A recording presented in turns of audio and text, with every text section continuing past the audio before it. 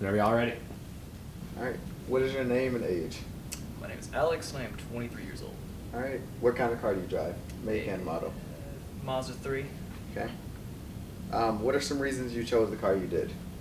I had one previously. It was my third car that I had. Just really like the way Mazdas drive. More fun than other cars with the reliability that comes with it. So, Okay. Could you tell us a little about your experience driving the car? I like driving. Some people think it's just a thing to do. I like playing, Forza, Gran Turismo, things like that. I care about the way that I drive. I like to think so. Okay. How experienced would you say you are driving?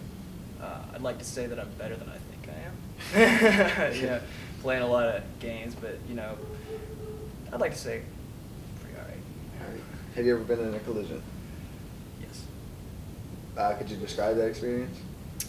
Yes, I backed into a Kia Soul. Okay. Have you ever experienced, or do you now experience trouble with visibility while driving your car? Sometimes. Okay. Have you ever had any issue with visibility specifically related to the A-pillar of your car? Front beams. Yes, because when you're making, it's like a left turn going across a highway that has a median, most of the time, you're going to have to look ahead of that pillar most of the time. There's no mirror to help out, so you have to lean forward. There's something you could miss, especially the closer they get, the bigger the blind spot becomes. So, yeah. Okay. What objects have you noticed, if any, are usually obstructed by the A-pillar? Oncoming traffic, especially at not a four-way stop, but where one street runs across and there's two stop signs, and you have to go straight across or something, that could be a problem. Okay.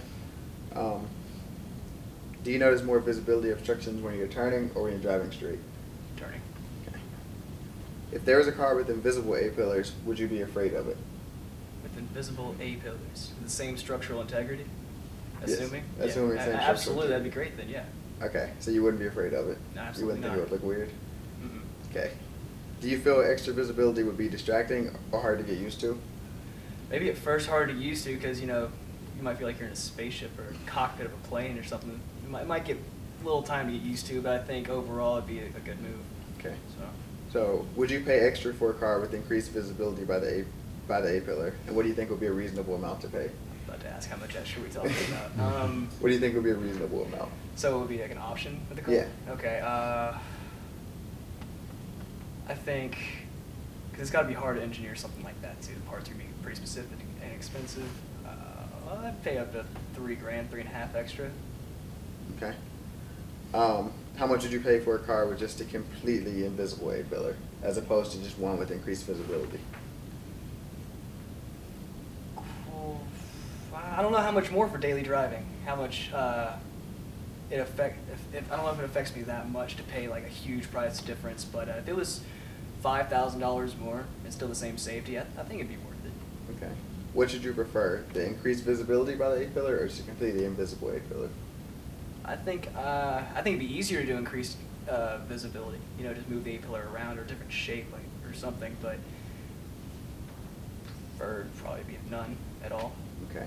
One last thing. If you could change anything about your car to increase visibility, what would you do? Those small windows behind the rear windows, usually, for any car, that's the main blind spot. And I'm not sure on the top of my head how to fix something like that, but that's probably the main problem with visibility for me. Okay. Thank you. Cool. Yeah.